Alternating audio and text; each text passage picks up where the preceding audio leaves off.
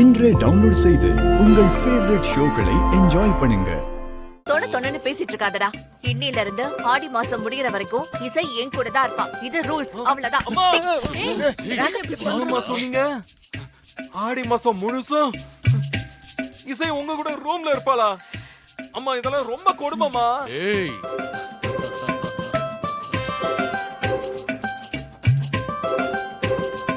அம்மா இப்படிலாம் பண்ண கூடாதுமா, ப்ளீஸ் என்ன விடுங்க. இந்த மாதிரிலாம் வேணாம். இதுல என்னடா கொடுமை இருக்கு?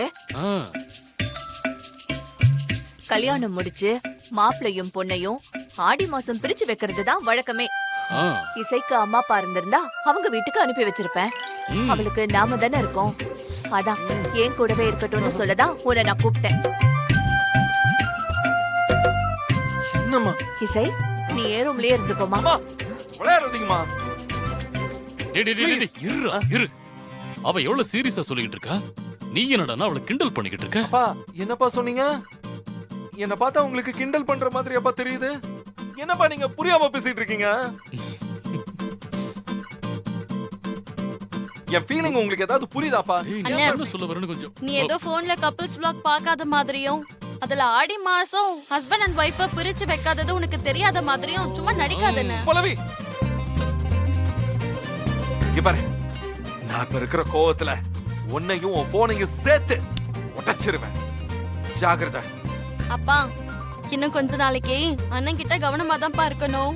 ஏன்னா கோவத்துல இப்பதான் நம்ம மேல எரிஞ்சு விழுவான். உங்ககிட்ட என்ன பேச்சு? டேய் சண்டை போடாதடா, விடுறா. அம்மா ஏம்மா நீங்க விளையாட்டுக்கு தானமா சொல்றீங்க?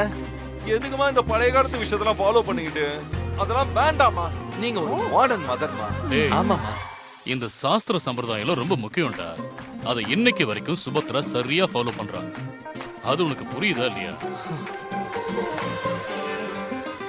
இன்னையிலிருந்து ஒரு மாசத்துக்கு இசை அவ கூட தான் படுப்பா.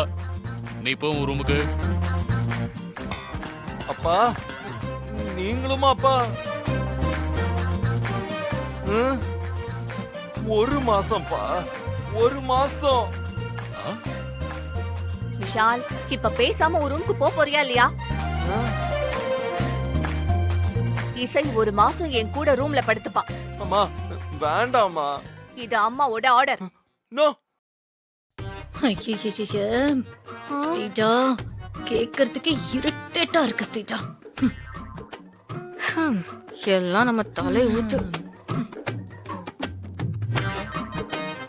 இசை, அவன் அப்படிதாம்மா. நீ வா, அவன் இங்கே இருக்கட்டும். நாம ரூமுக்கு போலாம்.